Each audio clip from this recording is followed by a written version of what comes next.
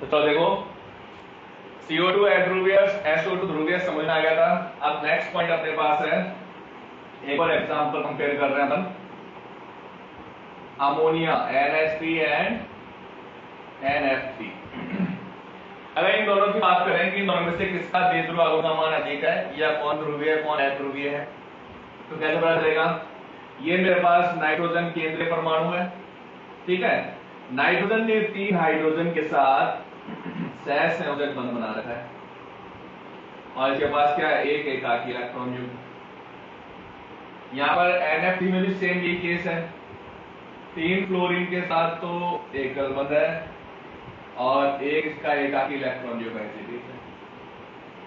अब देखो यहां पर फ्लोरीन की विद्युत ऋणता नाइट्रोजन से ज्यादा होती है, तो द्विध्रुव आघूर्ण की दिशा किस तरफ होगी? फ्लोरीन की तरफ। इसमें भी फ्लोरीन की तरफ, इसमें भी फ्लोरीन की तरफ। यानी द्विध्रुव आघूर्ण जो NF बंध का द्विध्रुव आघूर्ण है वो नीचे की तरफ है, और जो एकाकी इलेक्ट्रॉन युग्म के कारण कक्षीय द्विध्रुव आघूर्ण है वो कहां है? उसके विपरीत दिशा में। तो एक दूसरे को निरस्त करेंगे। जबकि यहां देखो, नाइट्रोजन की विद्युत ऋणता हाइड्रोजन से ज्यादा है, तो द्विध्रुव आघूर्ण की दिशा किस तरफ चली गई? नाइट्रोजन की तरफ। ठीक है, तो तीनों NH बंध के कारण द्विध्रुव आघूर्ण कहां है? ऊपर की तरफ है, और एकाकी इलेक्ट्रॉन युग्म के कारण जो कक्षीय द्विध्रुव आघूर्ण है वो भी क्या है? सेम दिशा। तो द्विध्रुव आघूर्ण क्या हो जाएंगे? आपस में जुड़ जाएंगे, ठीक है। और आपस में द्विध्रुव आघूर्ण जुड़ जाएंगे तो इसका मतलब NH3 का द्विध्रुव आघूर्ण NF3 की तुलना में क्या हो जाएगा? अधिक हो जाएगा, ठीक है। तो क्वेश्चन लिखो इसके अंदर, NH3 का द्विध्रुव आघूर्ण NF3 की तुलना में अधिक होता है।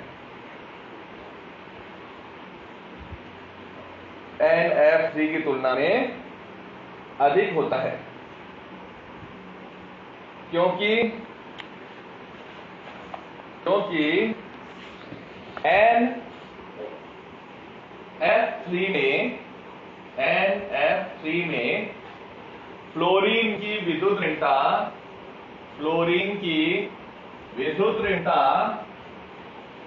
नाइट्रोजन से अधिक होने के कारण, फ्लोरीन की विद्युत ऋणता नाइट्रोजन से अधिक होने के कारण द्विध्रुव आघूर्ण की दिशा फ्लोरीन की तरफ होती है। द्विध्रुव आघूर्ण की दिशा फ्लोरीन की तरफ होती है, तथा एकाकी इलेक्ट्रॉन युग्म के कारण कक्षीय द्विध्रुव आघूर्ण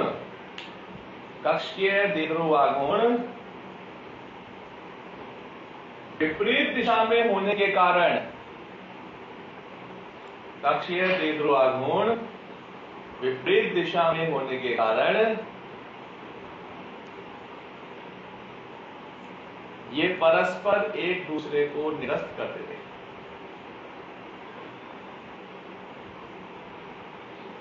परस्पर एक दूसरे को निरस्त कर देते हैं।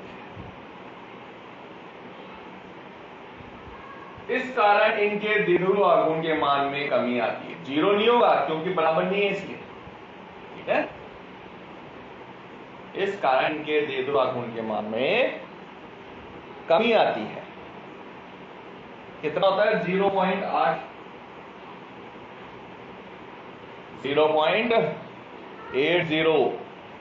into 10 to power minus 30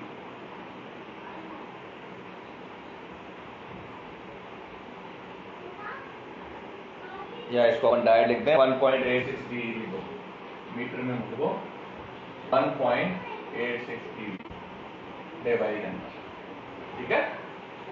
जबकि NH3 में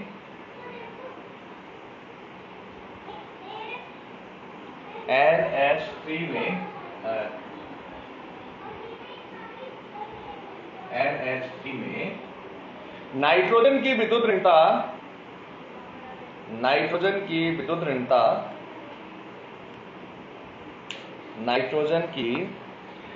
ऋणता हाइड्रोजन से अधिक होने के कारण हाइड्रोजन से अधिक होने के कारण द्विध्रुव आघूर्ण की दिशा नाइट्रोजन की ओर होती है तथा कक्षीय द्विध्रुव आघूर्ण समान दिशा में होने के कारण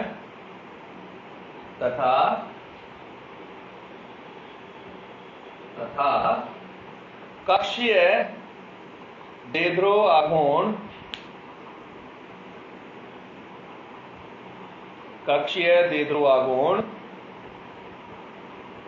समान दिशा में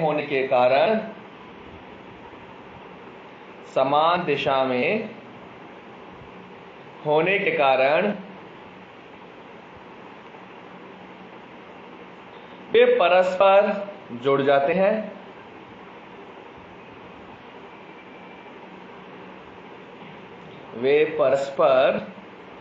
जाते हैं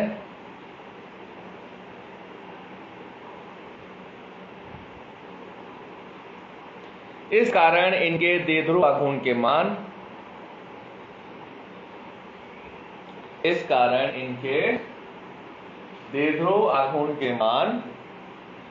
अधिक होते हैं।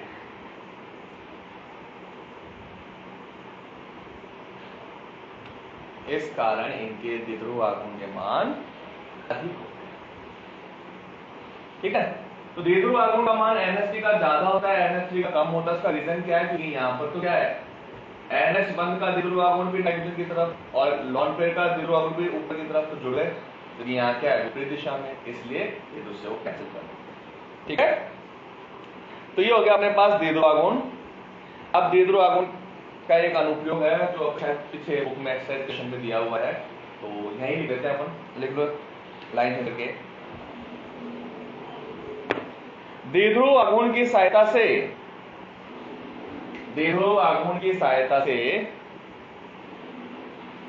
किसी बंध में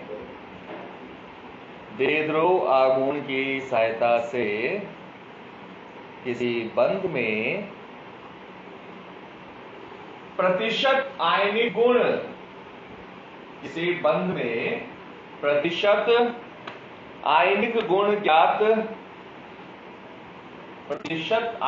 गुण ज्ञात किए जा सकते हैं।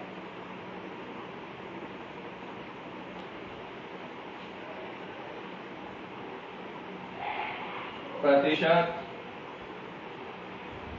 आयनिक गुण बराबर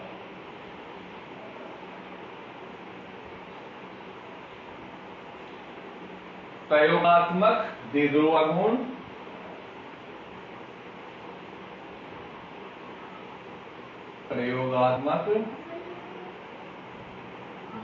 आघूर्ण अपॉन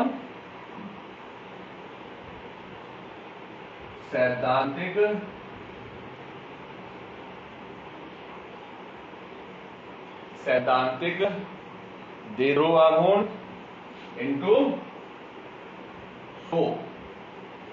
प्रतिशत निकालना है तो इंटू 100 कर देते हैं। तो प्रयोगात्मक मान जो है वो तो कौन सा है, जो अपन ने भाई प्रयोग करके देखा कि इसका जो है द्विध्रुव आघूर्ण का मान कितना आ रहा है। ठीक है, और सैद्धांतिक मान कौन सा है, जो फॉर्मूले से निकालते हैं अपन। ये फॉर्मूले से क्या निकाला, म्यू बराबर Q इंटू डी। ये तो अपने पास क्या है, सैद्धांतिक। ठीक है, जो फॉर्मूले से निकाला। और जो प्रयोगों से ज्ञात किया है वो क्या होगा, प्रयोगात्मक द्विध्रुव आघूर्ण होगा। तो दोनों का जो अनुपात होता है उससे अपन क्या निकाल सकते हैं, प्रतिशत आयनिक लक्षण ज्ञात कर सकते हैं। ठीक है, तो भाई ये हो गया अपने पास द्विध्रुव आघूर्ण का पॉइंट।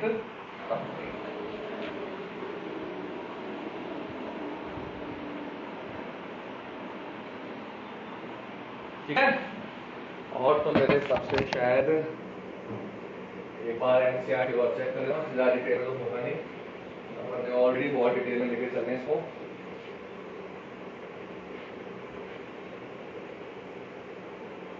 हाँ, ट्रैक होंगे इतना ही है बस।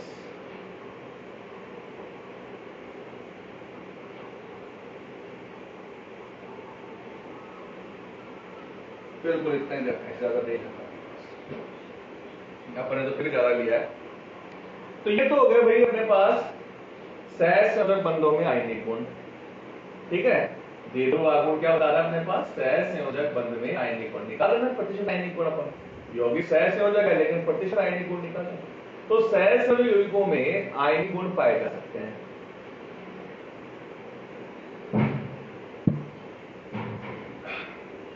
इसी तरह क्या होता है, जो आयनिक बंध होते हैं उनमें भी क्या आते हैं, सहसंयोजक गुण उपस्थित हो सकते हैं।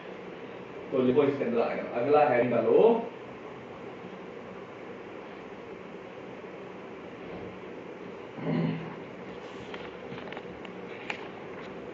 क्या है अगला टॉपिक, इसमें देख लेते हैं एक बार अपन।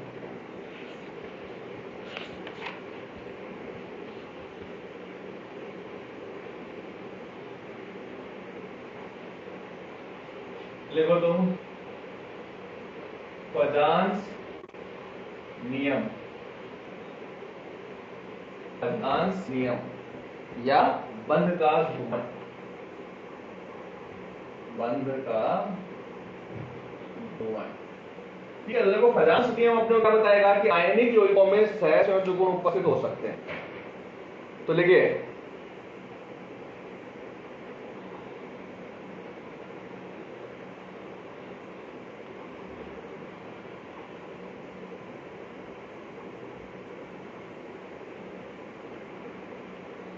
यदि धनायन का आकार,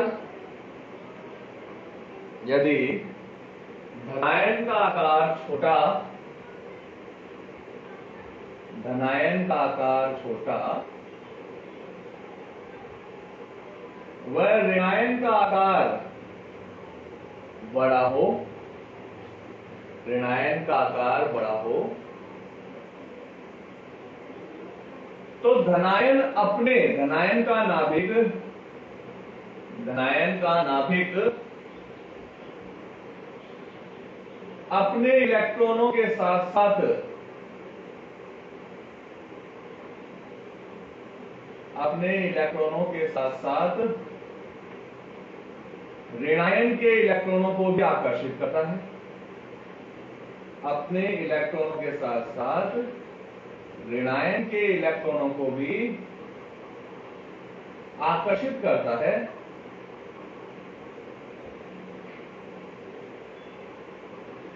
इस कारण ऋणायन के इलेक्ट्रॉन, इस कारण ऋणायन के इलेक्ट्रॉन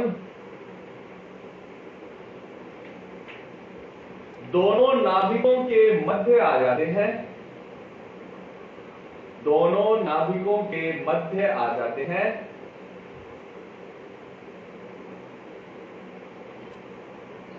और ऋणायन की आकृति,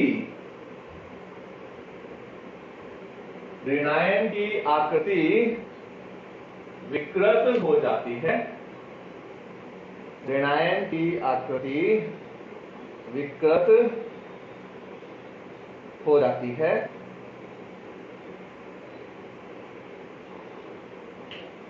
इसे ध्रुवणता कहते हैं, इसे ध्रुवणता कहते हैं। क्योंकि ऋणायन के इलेक्ट्रॉन, ऋणायन के इलेक्ट्रॉन दोनों नाभिकों के मध्य आ जाते हैं, दोनों नाभिकों के मध्य आ जाते हैं।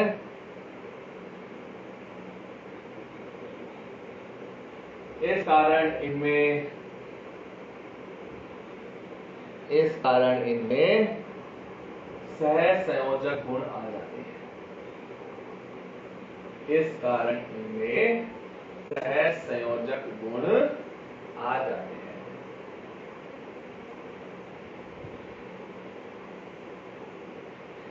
इसे ही पदांश का नियम कहते हैं, पदांश का नियम कहते हैं।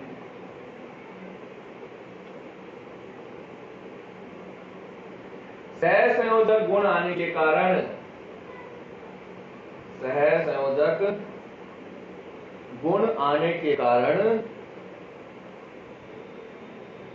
सहसंयोजक गुण आने के कारण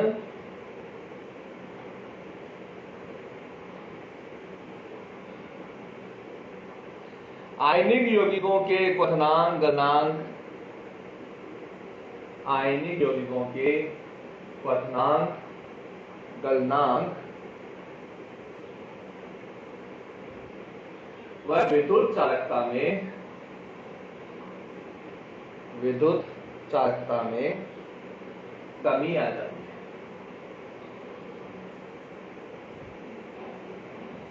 विद्युत चालकता में कमी आ जाती है।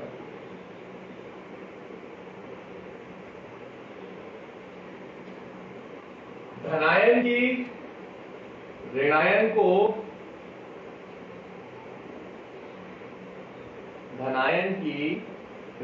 को ध्रुवित करने की क्षमता को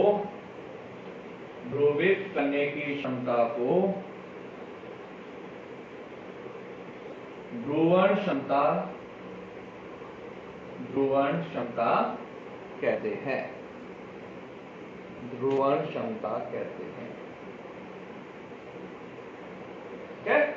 तो ये होगा अपने पास आयनिक यौगिकों में सहसंयोजक गुण, और कौन कौन से कारक हैं जिनसे प्रभावित होते हैं वो हम करेंगे अगली क्लास के अंदर, क्योंकि अभी अपने पास इतना टाइम नहीं है तो सारे कारक कर सकते हैं ना। तो नेक्स्ट क्लास में करेंगे हम इसके कारक जो कि इसे प्रभावित करते हैं।